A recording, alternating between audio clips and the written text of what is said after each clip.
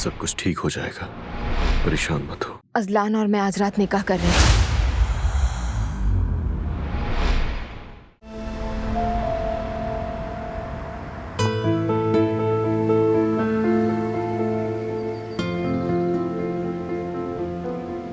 रेवा, हर गुजरते दिन के साथ कोई नया सुराग हमारे हाथ आ रहा है। उम्र और नाम का एक होना तो दूर की बात है, वो ब्रेसलेट और अब ये नया इशारा। हिकमत साहब और सईद साहब, वो दोनों सिर्फ दोस्त नहीं थे रेवा, बल्कि एक दूसरे पे जान छिड़कते थे, जान। इतने करीब थे वो एक दूसरे के, एक दूसरे के लिए सब कुछ करने को तैयार रहते थे। लेकिन जब हिकमत जेल गया तो उसने दिलान को मुझसे छीनकर सईद को दे दिया होगा। लेकिन अब भी हम 100% यकीन से नहीं कह सकते। काश एक बार तो रेवा तुम ये कहो कि हाँ दिलान मेरी बेटी है, लेकिन नहीं। देख लेना, ये भी बहुत जल्द साबित हो जाएगा। माफ कीजिएगा सबिया साहिबा, मैं हद से बढ़ना नहीं चाहती, लेकिन मुझे डर है कि आपको कहीं मायूसी ना हो। वरना मैं भी आप जितना खुश हूँ हर नई अपडेट पर। मैं तो बस इतना चाहती हूँ कि यकीन होने तक एहतियात बरतें। करेंगे, यकीन भी करेंगे। मैं कोई रास्ता जरूर निकाल लूंगी, इंशाल्लाह। आखिर दिलान अब तक उन लोगों को ही अपना माँ बाप मान रही थी। जब तक हमारे पास कोई सबूत नहीं है हम उसके सामने दावा नहीं कर सकते, और अगर सबूत मिल भी जाए तो तब भी तो मुश्किलात है सबिया साहिबा। ऐसी बात अचानक जानना दिलान के लिए भी सदमा बन सकता है। नहीं नहीं, मैं ऐसा कभी नहीं करूंगी। अगर दिलान मेरी बेटी है और मैं यकीन रखती हूँ तो मैं पूरी कोशिश करूंगी कि कभी उसको तकलीफ ना दूं। पहले मुझे इन दमीर लोगों के बारे में मजीद मालूमात चाहिए। अच्छी तरह छानबीन करो, हिकमत की भी, उसका भी पता करो। मुझसे उसी ने कहा था तुम्हारी बेटी मर गई है। जरूर और भी झूठ बोले होंगे। ठीक है, मैं दोनों तरफ की तहकीक करूंगी। मुझे जल्द नताइज चाहिए रेवा, जल्द अज जल्द। जैसे आपका हुक्म सबिया साहिबा, मैं भी काम शुरू करती हूँ।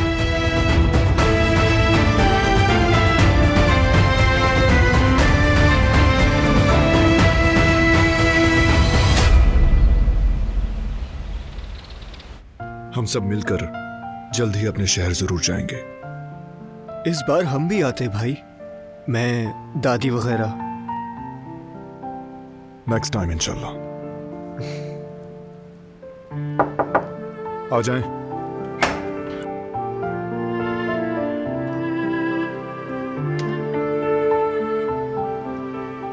शुक्रिया गुल। शुक्रिया बेटी। तुम कैसी हो अब गुल? सब ठीक है ना? शुक्रिया बारान साहब, आपकी बदौलत सब कुछ बहुत अच्छा है। खुशी हुई सुनकर। शुक्रिया गुल। गुल, जरा जाकर दिलान को देखो, शायद सामान अनपैक करने में मदद चाहिए हो। जरूर, अभी जा रही हूँ।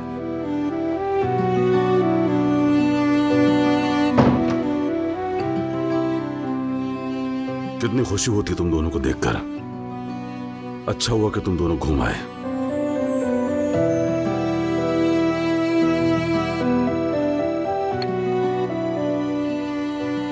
दिलान की अम्मी के मामले पर काफी पेशरफ्त हुई बाबा, आप लोगों की मदद से। आप बिल्कुल फिक्र मत करें, इन तमाम सालों के अस्पतालों की रिपोर्ट आज आ जाएगी भाई। बहुत शुक्रिया जिहान, वाकई तुम्हारी स्टडीज मुश्किल है, तुम फिर भी सब संभाल रहे हो। पढ़ाई तो मुतासिर नहीं हो रही ना? नहीं भाई, सब ठीक है। मतलब सच कहूं तो हाई स्कूल के बाद मेडिकल में थोड़ा मुश्किल हुआ, मगर कवर हो जाता है। मैंने आज तक अपने दोनों बेटों को किसी भी मुश्किल से पीछे हटते हुए नहीं देखा। बस आप जैसा बनने की कोशिश कर रहे हैं। मुश्किल की बात आई है तो दारिया के खिलाफ जो मुकदमा चल रहा है वो भी आखिरी मरहले में है।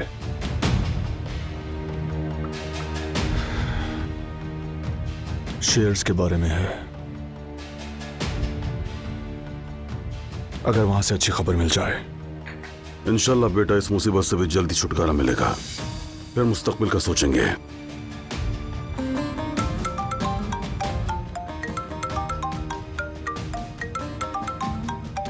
वकील की कॉल है। हेलो।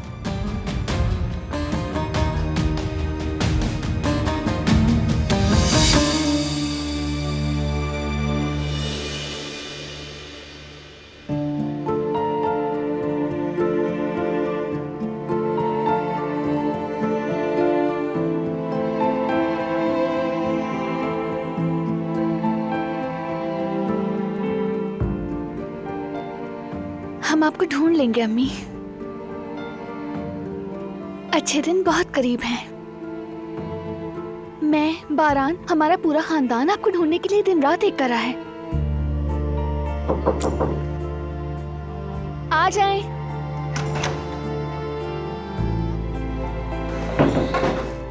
मैं आपकी मदद के लिए आई हूँ।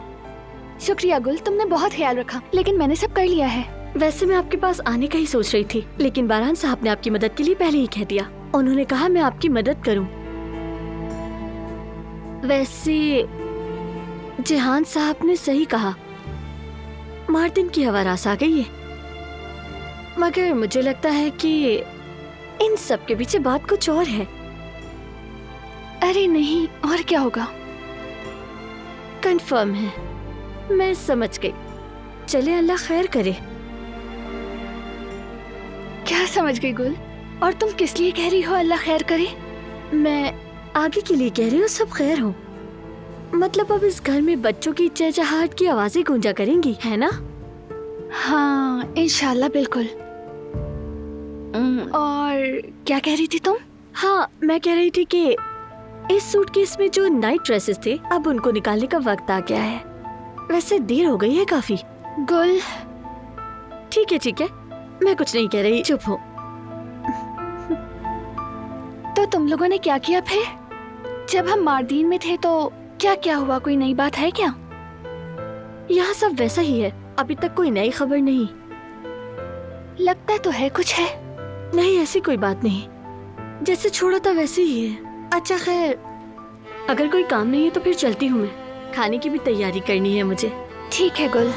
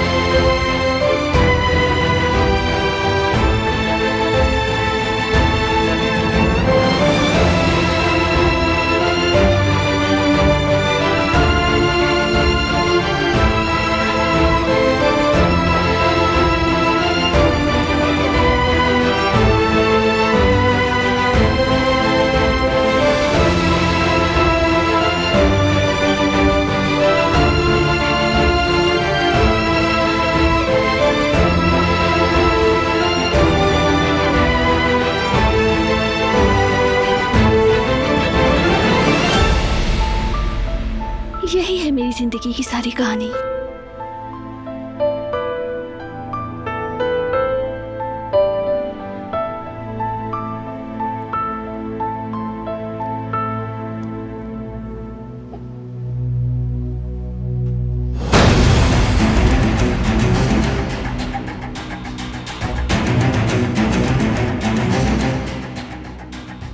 हम ये केस कैसे हार सकते हैं? मेरी वजह से हुआ। मुझे समझ लेना चाहिए था उस बुज़दिल वकील से कुछ नहीं होगा। करीम, अगर करीम होता तो। बेटा बस करो, रिलैक्स हो जाओ। कोई अपील का रास्ता तो होगा, कोई ना कोई तो हल होना चाहिए। हाँ भाई, कोई ना कोई हल निकाल लेंगे हम।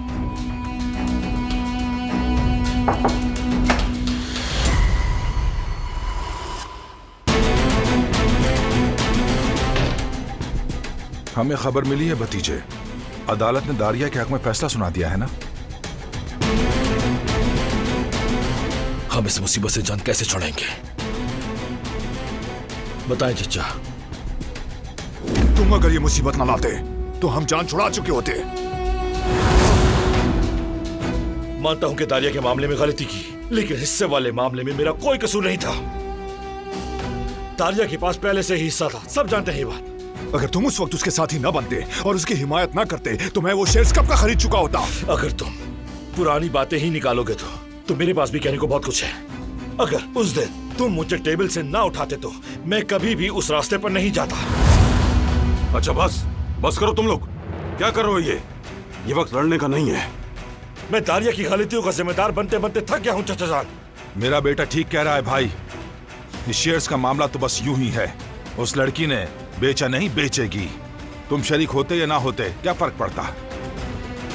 हसन, मैं सुलह की बात कर रहा हूं और तुम आग लगा रहे हो।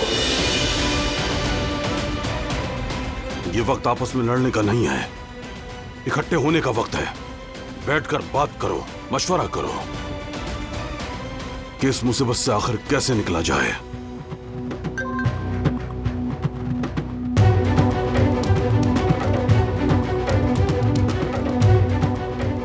भाई काम हो गया है।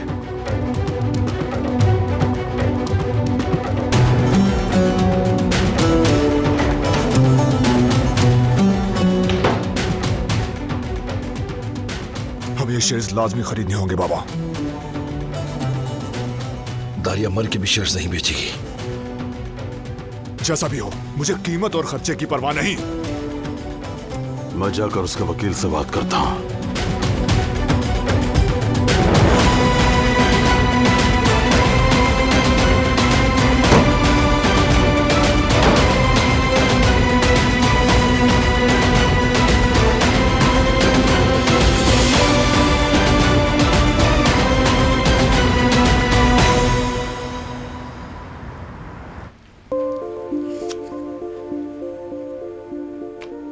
मुझे यकीन है सबसे बेहतर होगा।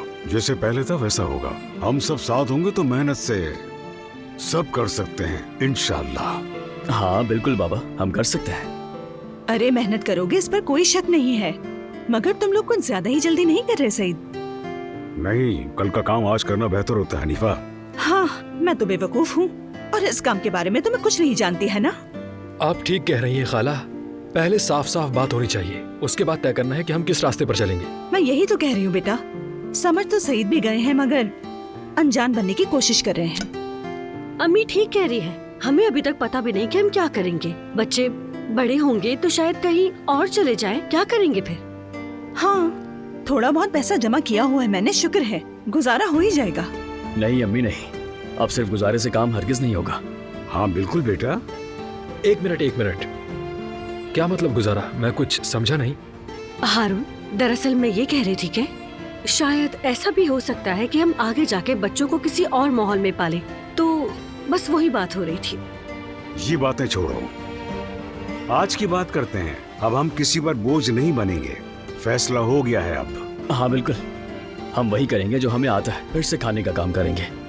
हारून, तुम्हें भी इस काम की समझ है, ज्यादा सोचने की क्या जरूरत है, ये आसानी से कर सकते हैं।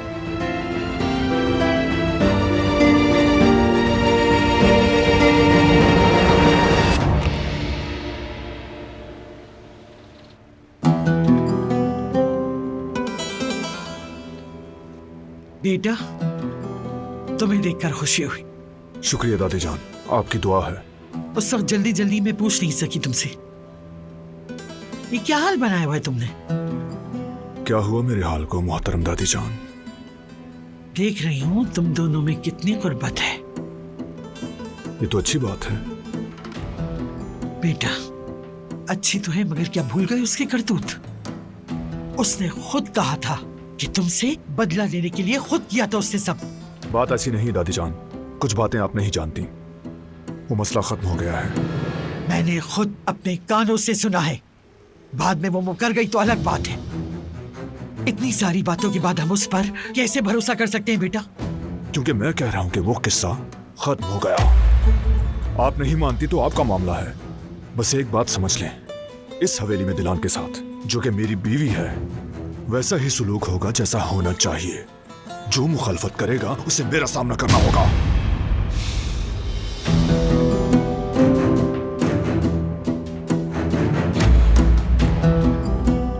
गुल कदर, इधर आओ फौरन।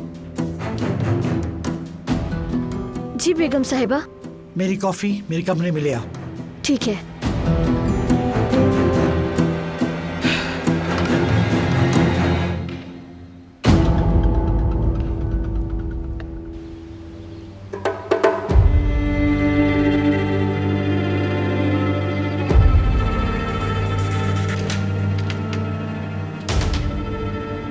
खैर तो है भतीजे, इतनी जल्दी में क्यों हो? कोई खास बात नहीं है चाचा। अरे इस हवेली के नौकर चाकर सारे मर गए हैं क्या? मेहमत कहाँ है? चाचा कह रहा हूँ ना, कोई खास बात नहीं है। जरूरत होगी तो लड़कों को बुला लूंगा। अच्छा ठीक है। ये कौन सा प्राइवेट हॉस्पिटल लिखा है? इन सब का तुम्हें क्या काम पड़ गया है? मुझे भी बताओ, शायद मैं मदद कर सकूं। चाचा हर बात घर या कंपनी के मुतालिक नहीं। मैं मेडिकल का स्टूडेंट हूँ, आप भूल गए क्या? ये सब मुझे चाहिए था। हाँ हाँ ठीक है, कैसे याद ना हो। हमारा फख्र हो तुम। चलो ठीक है, मैं तुम्हें रोकूंगा नहीं। जाओ बेटा जाओ।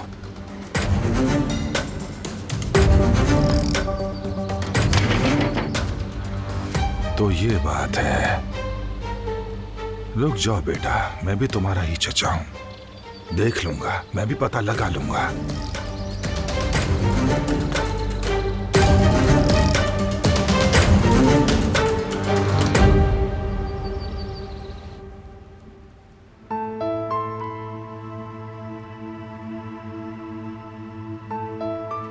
क्या देखा जा रहा है? अपनी जिंदगी को। अपनी जिंदगी को? हाँ, मेरी पूरी जिंदगी एक छोटे से डब्बे में समा गई है। अगर मेरी माँ मेरे साथ होती तो ऐसा नहीं होता। वो तमाम साल जो हमने यूं ही जाया कर दिए, सोचकर दुख होता है, बहुत दुख होता है।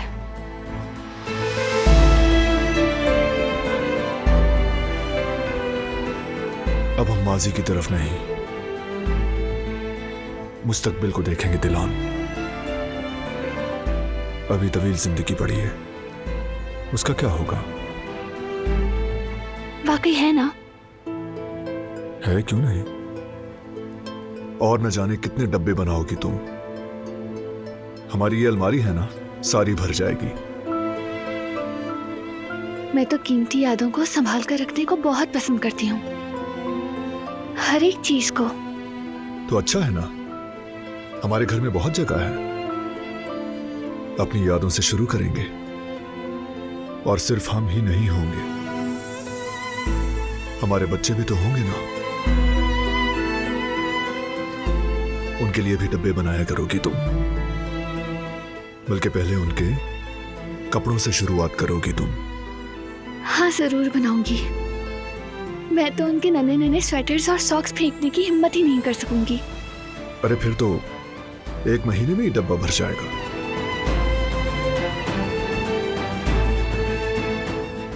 तुम्हें लगता है कि उनकी नानी भी हमारे साथ होंगी? क्यों नहीं होगी?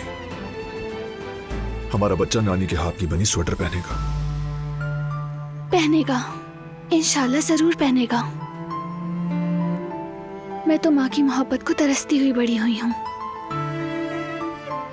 कम से कम मेरे बच्चे तो नानी की मोहब्बत महसूस करेंगे।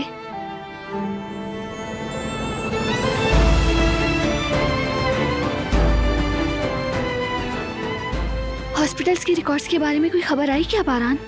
जिहान ने सब कर लिया है, लेकर आ रहा है। जबरदस्त। लेकिन तुम्हारे भी तो काफी मसले हैं जिनमें तुम फंसे हुए हो। तुम्हारे काम मुतासिर तो नहीं हो रहे। फिक्र मत करो, मैं अपने हालात से खुश हूं।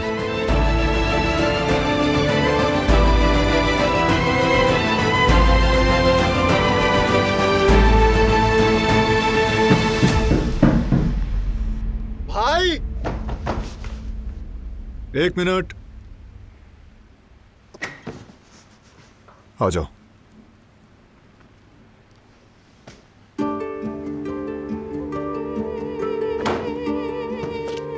भाई इस वक्त तो वाकई आप फरिश्ता बनकर आ गए।